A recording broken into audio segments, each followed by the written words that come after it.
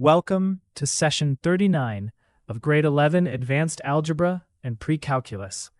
Today we study logarithmic inequalities and domains.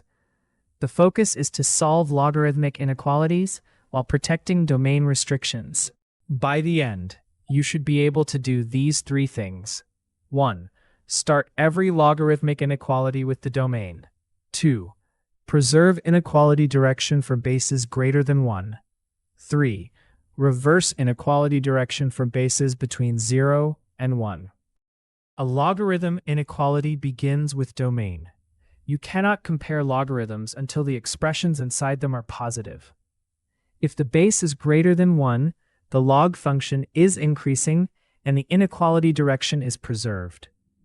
If the base is between 0 and 1, the log function is decreasing and the direction reverses. Solve log base 2 of x minus 3 greater than or equal to 4. First require x minus 3 greater than 0, so x is greater than 3. Because base 2 is greater than 1, convert without reversing. X minus 3 is greater than or equal to 2 to the 4th, so x is greater than or equal to 19.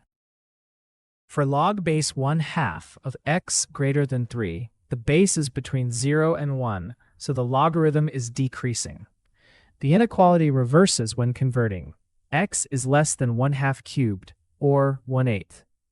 With domain x greater than 0, the solution is 0 to 1/8.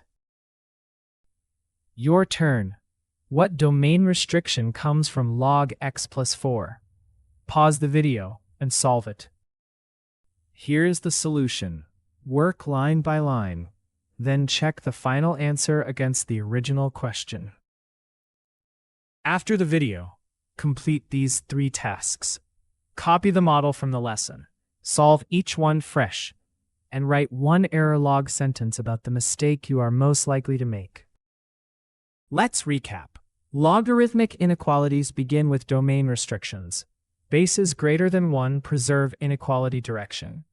Bases between 0 and 1 reverse inequality direction. The final answer must satisfy both the inequality and the domain. Before moving on, write one sentence. The step I must protect is. Then read more in the explanation below the video and visit www.bridgetoexam.com for more learning support.